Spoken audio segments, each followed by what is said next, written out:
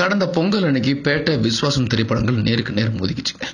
Cinema கெரியர்லயே முதல் முறையாக ரஜினி படமும் அஜித் படமும் மோதிக்கிச்சு. 2 படத்துக்கும் பலத்த போட்டி. 2 படமும் ஹிட் ஆயிருந்தாலும் எந்த படம் பொங்கல் வின்னர் அப்படிங்கிறதா ரசிகர்களோட கேள்வியா இருக்கு. பொங்கலுக்கு ரிலீஸ் ஆன 2 படங்களுமே பிளாக் பஸ்டர், பெரிய ஹிட்னு சொல்லிட்டாங்க. இந்த நிலைமையில ரஜினி சார் அடுத்து நடிக்க இருக்கிற படம் தீபாவளிக்கு ரிலீஸ் ஆக போறதா ஒரு தகவல் கிடைச்சிருக்கு. ஏஆர் முருகதாஸ் இயக்கத்துல லைகா ப்ரொடக்ஷன்ல ரஜினி சார் நடிக்க போறாரு. இதுல முழுக்க ஆக்ஷன் அவதாரம் எடுக்க போறாரு ரஜினி சார். அதே மாதிரி பல வருஷத்துக்கு அப்புறமா இந்த படத்துல போலீஸ் ஆபீசராக நடிக்க போறாரு. அதுவும் சிபிஐ ஆபீசராக நடிக்க போறாரு. இன்னொரு பக்கம் அட்லி இயக்கத்துல விஜய் 63 படத்தோட படப்பிடிப்பு நடக்க ஆரம்பிச்சிருக்கு. இது முழுக்க ஸ்போர்ட்ஸ் மூவி அப்படின்றாங்க. விஜய் 63 படத்தை 2019 தீபாவளிக்கு ரிலீஸ் ஆக போறதா பிளானுங்க. அதே சமயம் ஏஆர் முருகதாஸ் இயக்கத்துல ரஜினி சார் நடிக்க இருக்கிற படத்தையும் தீபாவளிக்கு இறக்க போறாங்க அப்படிங்கிற தகவல் கிடைச்சிருக்கு.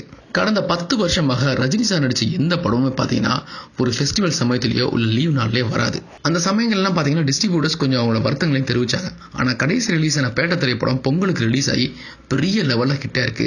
டிஸ்ட்ரிபியூட்டர்ஸ்க்கும் பெரிய லாபத்தை கொடுத்திருக்கு. அதனால சூப்பர் ஸ்டார் நடிக்க இருக்கிற அடுத்த படத்தை தீபாவளிக்கு ரிலீஸ் பண்ணலாம்னு பிளான் பண்ணிருக்காங்க. 2019 தீபாவளிக்கு விஜய் சார் படமும் ரஜினி சார் படமும் நேருக்கு நேர் மோதிக்க போகுது. ஹாய் வியூவர்ஸ், உங்களுடைய போரிங் டைமை என்டர்டைன்மெண்ட்டாக மாற்றுறதுக்கு மறக்காமல் தமிழ் காசிப் சேனலை சப்ஸ்கிரைப் பண்ணுங்கள்.